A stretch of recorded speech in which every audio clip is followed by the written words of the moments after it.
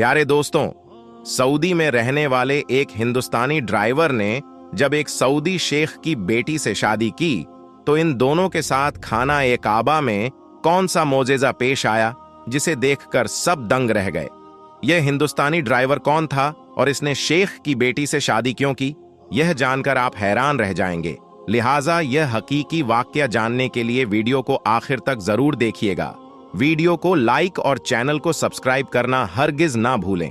तो चलिए वीडियो को शुरू करते हैं। प्यारे दोस्तों, यह वाकया सऊदी में रहने वाले एक हिंदुस्तानी ड्राइवर का है जिसका नाम आसिफ बताया जाता है। दरअसल सऊदी के मारूफ शहर दमाम के 70% लोग तेल निकालने के कारोबार से वाबस्ता है और यह तमाम लोग इंतहाई अमीर हैं। इस इलाके में एक अरबी शेख रहता था जिसका नाम शेख जाहिद बिन हनान था। वह ज्यादा अमीर ना होने की वजह से एक ट्रक चलाया करता और अपनी 3 बेटियों और बीवी के साथ दमाम के इसी इलाके में रहा करता था। इसकी कमसिन बेटियां इंतहाई हसीनो जमील थीं। एक दिन शेख जाहिद नामी यह अरबी शख्स ट्रक पर सामान लादकर दूसरे शहर जा रहा था कि रास्ते में उसे एक नौजवान मिला जिसने फटे पुराने कपड़े पहन रखे थे और इंतहाई लाचार महसूस हो रहा था। उस नौजवान का नाम आसिफ था जो कि हिंदुस्तान के शहर गाजियाबाद से ताल्लुक रखता था। यह नौजवान ड्राइवर की नौकरी के तलाश करने के लिए रियाद जाने का मुंतजिर था, लेकिन इस सुनसान इलाके में कोई टैक्सी या फिर गाड़ी नहीं थी। इसी बीच शेख जाहिद का गुजर यहां से हुआ, जिस पर आसिफ नामी नौजवान ने हाथ के इशारे से शेख जाहिद को रुकने को कहा। शेख जाहिद ने ट्रक रोककर उससे पूछा कि क्या मसला है, जिस पर नौजवान ने कहा कि शेख साहब, मुझे रियाद शहर जाना है मगर कोई सवारी नहीं मिल रही है। बराए मेहरबानी आप मुझे किसी करीबी बस स्टॉप तक ले चले। यह सुनकर शेख जाहिद ने उसे अपने ट्रक में सवार किया और बताया कि मैं भी रियाद शहर को ही जा रहा हूं, इसलिए तुम्हें फिक्र करने की कोई जरूरत नहीं, मैं तुम्हें रियाद शहर तक ले चलूंगा। प्यारे दोस्तों, आसिफ नामी नौजवान ट्रक में सवार होने के बाद शेख जाहिद से गपशप करने लगा। शेख जाहिद ने आसिफ से पूछा कि बेटा, तुम क्या करते हो और तुम किस मुल्क से ताल्लुक रखते हो, क्योंकि तुम अरबी तो मालूम नहीं होते। जिस पर आसिफ ने बताया कि वह हिंदुस्तानी है और यहां ट्रक ड्राइवर की जॉब की तलाश में मारा मारा फिर रहा है। शेख जाहिद आसिफ से कहने लगा कि अगर मैं तुम्हें अपने पास जॉब पर रख लूं तो क्या तुम मेरा ट्रक चलाकर ईमानदारी से सामान को एक जगह से दूसरी जगह मुंतकिल करोगे। यह सुनकर आसिफ नामी नौजवान बहुत खुश हुआ और कहने लगा, क्यों नहीं शेख साहब, मैं पूरी ईमानदारी से अपनी ड्यूटी सर अंजाम दूंगा। यूं आसिफ नामी हिंदुस्तानी नौजवान शेख जाहिद के यहां नौकरी करने लगा। दरअसल शेख जाहिद की उम्र ढलती जा रही थी और इसकी 3 बेटियां जवान हो रही थीं। यही वजह थी कि शेख जाहिद चाहता था कि वह घर पर रहकर अपनी बेटियों की देखभाल करें और उनकी तालीम और तरबियत पर तवज्जो दें। इसी वजह से उसने आसिफ नामी हिंदुस्तानी नौजवान को काम पर रख लिया और उसे महीने की बुनियाद पर तनख्वाह देने लगा। आसिफ भी पूरी ईमानदारी से अपनी ड्यूटी कर अंजाम दे रहा था और कुछ ही महीनों में उसने अच्छी खासी रकम जमा कर ली, क्योंकि जब वह ट्रक लड़ करके किसी कंपनी में अनलोड करने जाता तो उसे अनलोडिंग के भी पैसे अदा किए जाते हैं। यूं आसिफ नामी नौजवान शेख जाहिद के यहां नौकरी करते हुए दूसरे तरीकों से भी पैसा कमाने लगा। यही वजह थी कि बहुत ही कम वक्त में उसने एक बहुत बड़ी रकम जमा कर ली। तकरीबन 1.5 साल गुजरा तो एक दिन आसिफ शेख जाहिद के पास आया और कहने लगा कि शेख साहब, यह रही ट्रक की चाबियां, मैं मजीद आपके यहां नौकरी नहीं कर सकता, क्योंकि मैं अपना जाती ट्रक खरीदने लगा हूं ताकि अच्छी कमाई कर सकूं। यह सुनकर शेख जाहिद परेशान हो गया और आसिफ से कहने लगा कि बेटा, मुझे तुम पर पूरा एतमाद है और तुमने मेरा काम बहुत अच्छे से संभाल रखा है। मैं बूढ़ा हो चुका हूं और मेरी 3 जवान बेटियां हैं। मैं अब बाहर निकलकर काम नहीं कर सकता। मुझे अब अपनी बेटियों की जिम्मेदारियां निभानी है। अगर तुम बुरा ना मानो तो मैं तुमसे एक दरख्वास्त करता हूं कि तुम मेरे यहां नौकरी करते रहो, चाहे तो डबल तनख्वाह ले लो। दोस्तों, शेख जाहिद ने इतने दर्द भरे लहजे में रिक्वेस्ट की कि आसिफ इनकार ना कर सका और मजीद कुछ महीने डबल तनख्वाह पर नौकरी करने की हामी भर ली। इस दौरान शेख जाहिद की तबीयत खराब रहने लगी और एक दिन वह अपने खालिक हकीकी से जा मिले, यानी उनका इंतकाल हो गया। जब महीने के आखिर पर आसिफ तनख्वाह लेने शेख साहब के घर पहुंचा तो उसे पता चला कि शेख साहब तो वफात पा चुके हैं। यह सुनकर एक तरफ तो आसिफ को सदमा पहुंचा तो दूसरी तरफ उसने शेख साहब की बीवी से कहा कि वह मजीद आपके यहां काम नहीं कर सकता। उसने चाबियां टेबल पर रखीं और उठ खड़ा हुआ शेख साहब की बीवी, जो आसिफ को बेटा कहकर बुलाती थी और उसे अपने बेटों की तरह ही समझती थी, वह कहने लगी कि आसिफ बेटा, तुम इंतहाई शरीफ और नेक इंसान हो, हमें मुसीबत के इस घड़ी में छोड़कर न जाओ।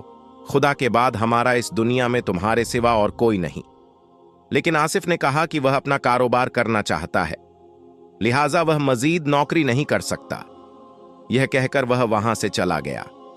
यह जुम्मे का दिन था और आसिफ शेख साहब के घर से वापस आने के बाद नमाज जुम्मा अदा करने मस्जिद पहुंचा, जहां मस्जिद के मौलाना साहब अपनी तकरीर में यतीम के हुकूक बयान कर रहे थे कि जिस घर से बाप का साया छिन जाए वह पूरा घर बेआसरा हो जाता है। इस घर के ना सिर्फ सगे अजनबी बन जाते हैं बल्कि करामतदार भी निगाहें बदल लेते हैं, यहां तक कि हकीर समझने लगते हैं। कुछ लोग इन यतीम बच्चों को दरख्त के टूटे और सूखे पत्तों की तरह अपने कदमों में रौंदने लगते हैं। हकीकी मुसलमान को यह तालीम दी गई कि यतीम बच्चों की तालीम, लिबास, रहन सहन और खाने पीने का ख्याल रखा जाए, उनसे प्यारो मोहब्बत और शफकत का बर्ताव किया जाए। मस्जिद के इमाम साहब फरमाने लगे, अल्लाह ताला कयामत के दिन उस शख्स को अजाब नहीं देगा जिसने यह यतीम के साथ हुस्न सुलूक किया होगा। अल्लाह ताला ने कुरान मजीद में बार बार यतीमों से हुस्न सुलूक की तलकीन की। अल्लाह ताला फरमाता है कि माँ बाप, कराबू, दारो मोहताज और रिश्तेदार, मुसाफिरों और जो तुम्हारा गुलाम है, सबके साथ एहसान करो। इसके बाद दोस्तों, आसिफ को इमाम साहब की बातें सुनकर ऐसा महसूस हुआ जैसे कि यह तमाम बातें उसके लिए ही नाजिल हुई हों, और दिल ही दिल में उसे एहसास हुआ कि उसे शेख साहब के घर वालों को ऐसे बेआसार नहीं छोड़ना चाहिए। जुम्मे की नमाज पढ़ने के बाद आसिफ वापस शेख साहब की बीवी के घर पहुंचा और कहने लगा कि मैंने हुजूर अकरम सल्लल्लाहु अलैहि वसल्लम की हदीस सुनी है कि यतीम की देखभाल करने वाला मेरे साथ जन्नत में मेरा हमसाया होगा। इसीलिए अब मैं आपका बेटा बनकर आपके घर की तमाम जिम्मेदारियां निभाऊंगा। जिसके बाद आसिफ ने शेख साहब की बीवी की इजाजत से उनका कारोबार संभाल लिया और देखते ही देखते एक ट्रांसपोर्ट कंपनी बना डाली। यूं शेख साहब की बीवी ने अपनी सबसे बड़ी बेटी का निकाह आसिफ से कर दिया, मगर 3 साल गुजरने के बाद भी आसिफ के यहां औलाद ना हुई। एक रात शेख साहब की बीवी ने ख्वाब में देखा कि कोई कह रहा है कि अपनी बेटी और दामाद से कहो कि खाना एक काबा में मकाम इब्राहिम के सामने सजदा रेज होकर दुआ मांगे, अल्लाह इन्हें औलाद से नवाजेगा। जिसके बाद शेख साहब की बीवी ने अपनी बेटी और दामाद यानी आसिफ को यह ख्वाब सुनाया, और जब इस ख्वाब पर अमल किया गया तो कुछ ही दिनों में अल्लाह ताला ने खुशखबरी दे दी। फिर उनके यहाँ बेटा पैदा हुआ जिसे आगे चलकर कुरान करीम का हाफिज बनाया गया। आसिफ अक्सर कहता कि मेरा बेटा काबा में की गई दुआ के बाद पैदा हुआ, जो किसी बड़े मौजेज से कम नहीं। तो दोस्तों, यह थी आज की वीडियो कैसी लगी कमेंट करके जरूर आगाह कीजिएगा। वीडियो को लाइक और शेयर भी जरूर कीजिएगा। दोस्तों, जैसा कि आप सब जानते हैं कि सऊदी अरब के मक्का और मदीना शहर में गैर मुसलमानों का जाना मना है, यानी कि इन दोनों शहर में हिंदू लोगों को जाने की इजाजत नहीं है। यहां पर इनका जाना सख्त मना है। अब ऐसे में अगर कोई गैर मुस्लिम शख्स किसी गलत तरीके से मक्का और मदीना में जाने की कोशिश करता है तो फिर ऐसे शख्स के साथ में क्या होता है जानकर आपके भी रोंगटे खड़े हो जाएंगे।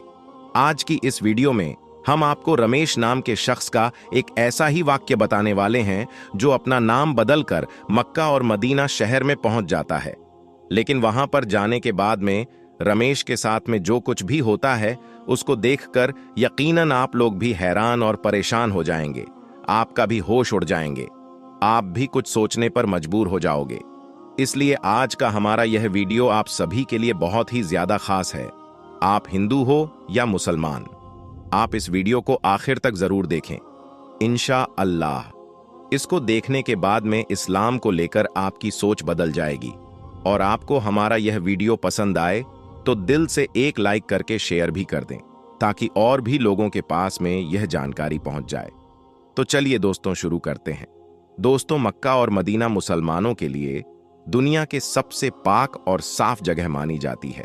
मक्का और मदीना को जन्नत का दरवाजा भी कहा गया है। यही वजह है कि हर मुसलमान अपनी जिंदगी में एक बार मक्का और मदीना में जाने की ख्वाहिश जरूर करता है और वहां पर जाकर हज करना चाहता है, क्योंकि यह वही जगह है जहां से इस्लाम धर्म की शुरुआत हुई थी। इसी वजह से हर साल लाखों मुसलमान यहां पर अपने रब को राजी करने और अपने गुनाहों की माफी मांगने के लिए पहुंचते हैं।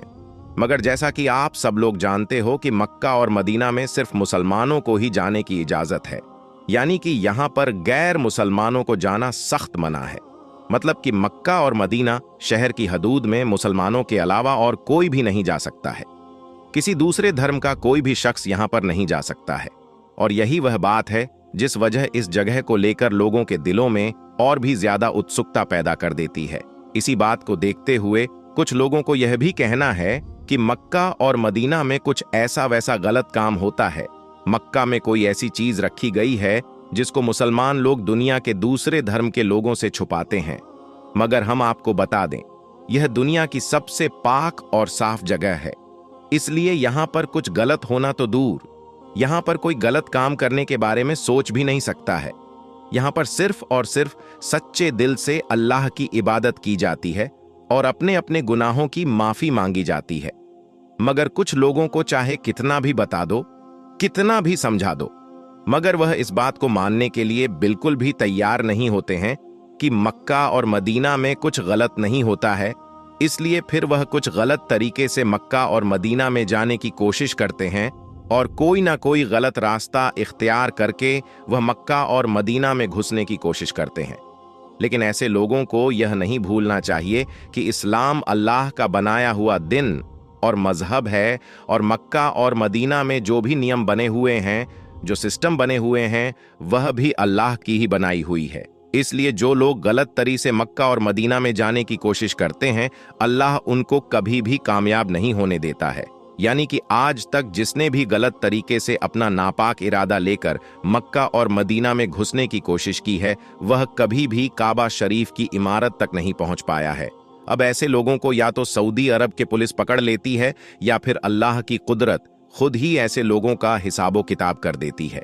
अब आपको भारत के केरला के रहने वाले एक ऐसे ही रमेश नाम के शख्स का वाकया बताते हैं, जिसको सुनकर आपको इस्लाम धर्म की सच्चाई का पता चल जाएगा। आपके दिल में जो इस्लाम को लेकर गलतफहमियां बनी हुई हैं, वह भी दूर हो जाएगी। दोस्तों, भारत के केरला का रहने वाला एक शख्स जिसका नाम रमेश था, वो पिछले 20 सालों से सऊदी अरब के रियाद शहर के मलज इलाके में एक ऑफिस में काम करता था। और रमेश 20 सालों से अपने एक मुस्लिम दोस्त जिसका नाम नूर मोहम्मद था, उसके साथ में रह रहा था। रमेश अपने मुस्लिम दोस्त के साथ में मुस्लिम देश में रहने की वजह से इस्लाम की तरफ काफी मुतासिर हो गया था, यानी कि उसको इस्लाम धर्म काफी अच्छा लगने लगा था।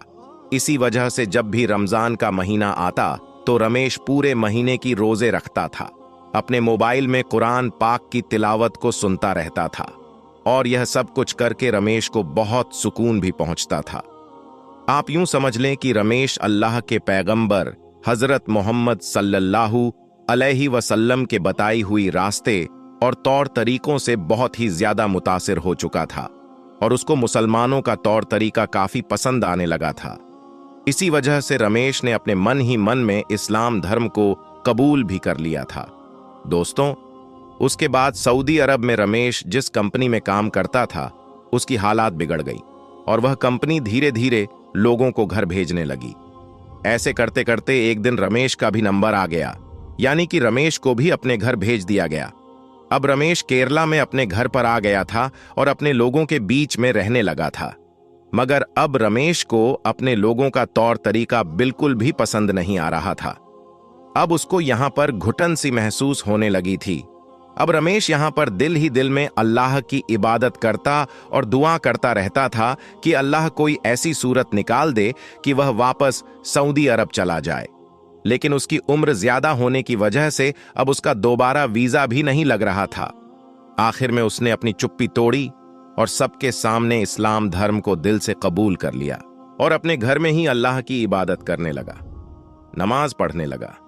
रमेश के इस काम को देखकर उसका समाज बहुत ही ज्यादा नाराज हुआ। उन्होंने इसको अपने समाज से बेदखल कर दिया, यानी कि उसको अकेला कर दिया। लेकिन याद रखिए, जो अल्लाह की राह में चल पड़ता है, अल्लाह उसकी मदद भी जरूर करता है। रमेश इस बात को अच्छी तरह से जानता था, इसलिए उसको अपने अल्लाह पर पूरा भरोसा था कि अल्लाह उसकी इस मुश्किल को भी जरूर दूर कर देगा।